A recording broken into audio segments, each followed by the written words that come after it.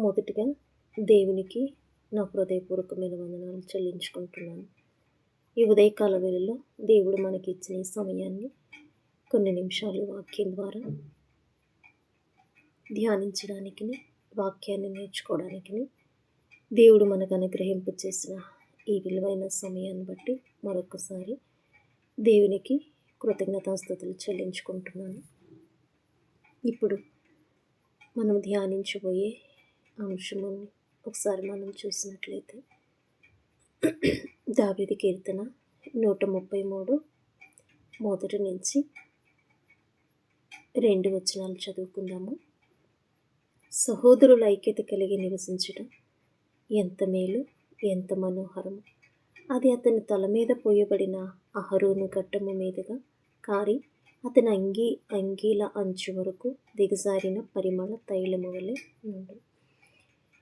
ఇక్కడ మనము దేవుని వాక్యాన్ని గమనించిన వారము అయితే సహోదరులు అనేవారు ఎలా ఉండాలన్న విషయాన్ని దేవుడు మనకి ఇక్కడ స్పష్టంగా తెలియజేస్తున్నాడు.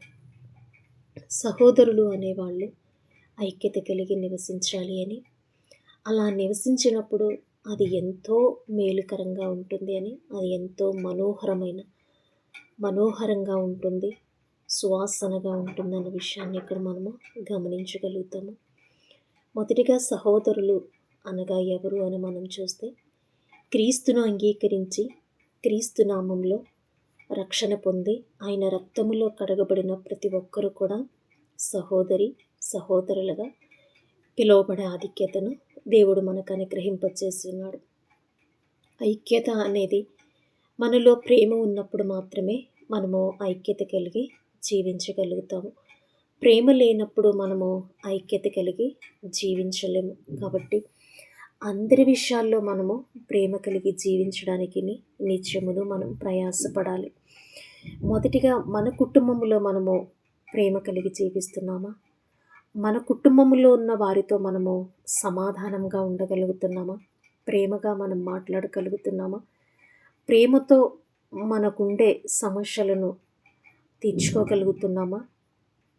పరిష్కరించుకోగలుగుతున్నామా అన్నది సహోదరులుగా, క్రైస్తవులుగా మనం ఆలోచించుకోవలసిన వారమే ఉన్నాము. రెండవదిగా సంఘములో ఉన్న మనమందరం కూడా, సంఘములో చేర్చబడిన మనమందరం కూడా మరి ఐక్యత కలిగి జీవిస్తున్నామా?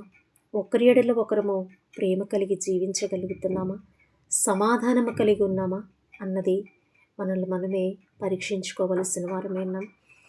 ఈ 2 విషయాల్లో, ఈ 2 చోట్లలో మనము ప్రేమ కలిగి, సమాధానము కలిగి, ఐక్యత కలిగి మనము జీవించలేనప్పుడు ఆయన సహోదరులుగా పిలువబడడానికి కూడా మనము యోగ్యులము కాదు. క్రైస్తవులుగా కేవలము పేరుకు మాత్రమే పిలువబడేవారుగా ఉంటాము, కానీ మన తీరులో ఎటువంటి క్రైస్తవత్వం అనేది మనలో కనబడదు. అలా కనబడలేనప్పుడు మనము ఏ విధంగా ఉన్నప్పుడు కూడా అది వ్యర్థము అని దేవుని వాక్యం మనకి తెలియజేస్తుంది. ప్రేమ కలిగి ఉండుటకు ప్రయాసపడండి అని కొరింథీయులకు రాసిన పత్రిక 1 కొరింథీ మనం ఒకసారి చూసినట్లయితే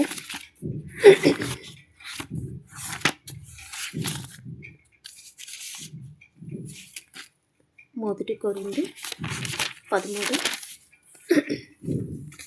1 కొరింథీయులకు రాసిన పత్రిక 14:1 మనం చూసినట్లయితే ప్రేమ కలిగి ఉండటకు ప్రయాసపడుడి.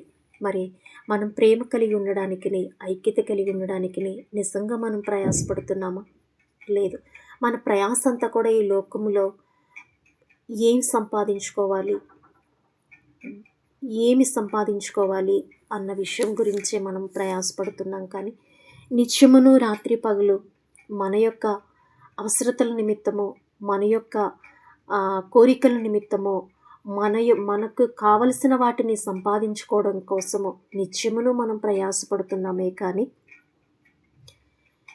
దేవుని యొక్క ప్రేమను కలిగి ఉండటానికి మాత్రం మనం ఎంత మాత్రమును కూడా ప్రయాసపడటం లేదు. నిజమైన ప్రేమను మనం కలిగి ఉండడానికి నిత్యమును మనం ప్రయాసపడుతూ ఉండాలి. అంటే ఇతరులతో మనం ఎలా మాట్లాడాలి, మన సహోదరులను మనం ఎలా ప్రేమించాలి, సంఘాన్ని ఎలా ప్రేమించాలి, సంఘం యొక్క క్షేమాభివృద్ధి గురించి మనము ఏ విధంగా పనిచేయవలసిన వారమై ఉన్నామో మరి సంఘములో ఉన్న వారందరితో మనము ఐక్యత కలిగి నివసించుటకు ఏ విధంగా మనం ముందుకు వెళుతున్నాము అన్న విషయాన్ని మనము ఆలోచించవలసిన వారమై ఉన్నాము. అదే కొరింథీయులకు రాసిన పత్రికను మనం చూసినట్లయితే 13వ అధ్యాయాన్ని మనం చూస్తే ప్రేమ గురించి పౌలు గారు ఎంత చక్కగా ఇక్కడ వ్రాయించారన్న విషయం మనకు చాలా తేటగా కనపడుతుంది. కాల్చబడడానికి మన శరీరం ఇచ్చినప్పుడు కూడా ప్రేమ లేకపోతే వ్యర్థుడవు అని ఇక్కడ మనకి దేవుని వాక్యం సెలవిస్తుంది. 13లో మనం చూసినట్లయితే కొంచెం ముందుకి, ప్రేమ లేనివాడవైతే మ్రోగెడు కంచును గనగలనాడు తాళమునయుందును.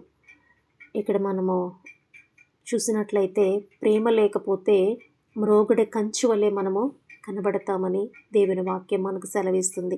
అదే 4వ అధ్యాయాన్ని మనం చూసినట్లయితే, ప్రేమ లేనివాడవైతే నాకు ప్రయోజనమేమీ లేదు. ప్రేమ దీర్ఘకాలము సహించును, దయ చూపించును, ప్రేమ మత్సరపడదు, ప్రేమ డంబముగా ప్రవర్తింపదు, అది ఉప్పొంగదు, అమర్యాదగా నడవదు, స్వప్రయోజనమును విచారించుకొనదు, త్వరగా కోపపడదు, అపకారమును మనస్సులో ఉంచుకొనదు, దుర్నీతి విషయమై సంతోషపడక సత్యమందు సంతోషించుచు అన్నింటినీ తాళుకొనును, అన్నింటినీ నమ్మును, అన్నింటినీ నిరీక్షించును, అన్నింటినీ ఓర్చును. ప్రేమ శాశ్వత కాలముండునని ఎంతో చక్కగా దేవుని వాక్యం మనకు తెలియపరుస్తుంది. వీటన్నిటికంటే విలువైనది, శ్రేష్టమైనది ఏంటి అని మనము కింద 13వ వచనంలో మనం చూస్తే, కాగా విశ్వాసము, నిరీక్షణ, ప్రేమ ఈ 3 నిలుచును, వీటిలో శ్రేష్టమైనది ప్రేమే. మరి ప్రేమ లేకపోతే విశ్వాసమును మనం కలిగి ఉన్నా, నిరీక్షణ అనే పరలోక రాజ్యాన్ని మనం కలిగి ఉండాలనుకున్నా, ఇవి ఏవి కూడా మనల్ని నిత్యరాజ్యానికి చేర్చలేవు అని, ప్రేమ కలిగి ఉన్నప్పుడు మాత్రమే ఇవన్నీ సాధ్యమవుతాయని దేవుని వాక్యం మనకి సెలవిస్తుంది. ఆ ప్రేమను కలిగి ఉండుటకు నిత్యమును మనమందరమును ప్రయాసపడదాము. దేవుడు ఈ యొక్క ఉదయకాల వేళలో ఈ వాక్యం ద్వారా మనకు నేర్పిస్తున్న విషయం ఏంటి అని అంటే, ప్రేమ కలిగి ఉండుటకు ప్రయాసపడాలి. ప్రేమతో పాటు మనము ఐక్యత కలిగి జీవించినట్లయితే అది ఎంతో మనోహరమని దేవుని వాక్యం మనకి తెలియపరుస్తుంది. ఈ శ్రేష్టమైనది, ఆ మనోహరమైనది మనమందరమును కలిగి ఉందాము. దేవుడు తన పరిశుద్ధ వాక్యమును దీవించునుగాక. అందరికీ నా హృదయపూర్వకమైన వందనాలు చెల్లించుకుంటున్నాను. Thank you.